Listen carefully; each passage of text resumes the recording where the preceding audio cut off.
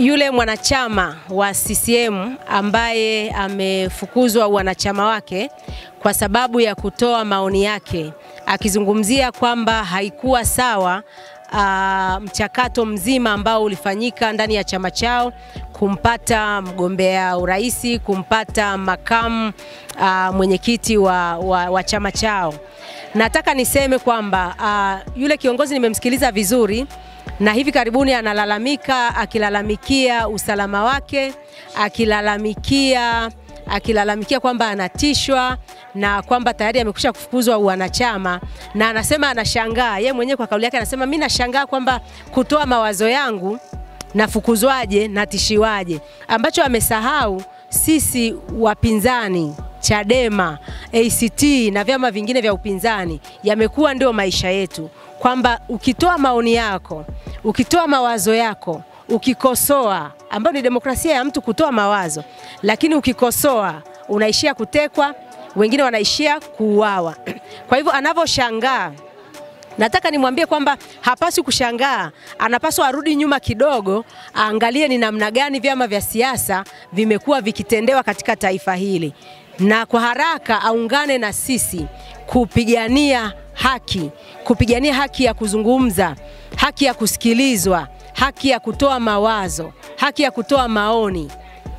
Kwa hivyo sio jambo la kushangaza, na hii haitaishia hapo kwake tu, ni kwa yoyote yule. Kama hatutabadilisha mifumo, kama hatutabadilisha katiba, na hasa katiba inapaswa kubadilishwa ili kuweza kuondoa mamlaka kwa watu wachache.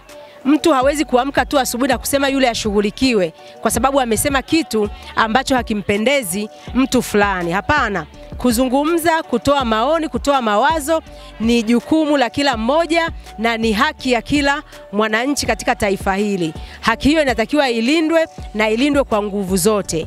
Kwa hivyo ndugu yangu yule ambaye amefukuzwa, amefurushwa CCM na sasa anaishi maisha ya kuogopa, anasema anashauriwa kwamba akimbilie nje ya nchi, hayo yamekuwa ni maisha ya viongozi wetu wengi, akiwemo Mheshimiwa God bless Lema, Mheshimiwa Wenje, Mheshimiwa Lisu, wote hao na wengine wengi wamejikuta wakiwa wakimbizi kutoka kwenye nchi yao kwenda nchi nyingine, kwenda ugaibuni kujihifadhi kwa sababu tu walitoa maoni yao. Kwa hivyo huyo bwana asishangae na aungane na wapigania haki, aungane na wanaharakati wengine wanaopigania haki ya kuzungumza, haki ya kusikilizwa, haki ya kutoa maoni. Kwa ufupi, CCM hakuna uhuru wa kutoa maoni. CCM siku zote wanatembea kwamba zidumu fikra za mwenyekiti. Kwa hivyo unapokuwa una fikra tofauti na mwenyekiti, ina maana umekosea. Yamekuwa ni maisha yao, lakini hivyo sivyo. Na huyu bwana ni kwamba na nikwambie kwamba watu wanaamka, walioko CCM wanaamka, wanaanza kuona kwamba hapana, mbona tunakuwa kama tumefungiwa sana kwenye chungu, tumekuwa hatuna haki ya kuzungumza. Na watoto, uzuri taifa hili limeanza kupata wasomi wengi, watoto wanauliza kwamba baba, hiki sio sahihi, mama, hiki sio sahihi. Kwa hivyo pale ndio inawafanya wazee sasa wanaanza kutoka kuzungumza, na wanapozungumza wanakumbana sasa na hizo changamoto ambazo hawakufikiri kwamba zipo, na ni kwa sababu zilikuwa haziwapati wao. Zilikuwa zinawapata watu wengine na wakafikiri wao wako exempted, kwamba wao haitawahusu, haitawakuta. Lakini ndio hii yamefika, unafukuzwa chama na maisha yanakuwa hatarini kama ambavyo imemkuta mzee wetu. Hapana, sisi Chadema hatujawahi kujishughulisha na hiyo, kwamba kuona kwamba ni jambo la kututoa sisi kwenye focus, kwamba CCM wametuseti, wamemwondoa yule mtu kwenye wamemfukuza wanachama, kwamba sisi tuone kwamba wanajaribu kubalance, kwamba hata kwao mtu anafukuzwa, mtu anafanya no. Sisi hatuwezi kuinunua hiyo kwamba ni habari. Sisi tunachozungumzia ni kwamba CCM waamke kwa makundi, kwa wingi, waone kwamba haitaishia kwa huyo. Wamekuwa wakifukuzwa watu ili mradi tu wamefukuzwa Makamba, amefukuzwa Nape, unarudishwa pale mtu anapoamua kwamba urejeshwe. Kwa hivyo sio sahihi. Lazima mara zote tuendelee kuishi kwamba katiba ituongoze, taaluma zituongoze kwa kupata watu bora wa kuongoza taifa hata na vyama vyetu.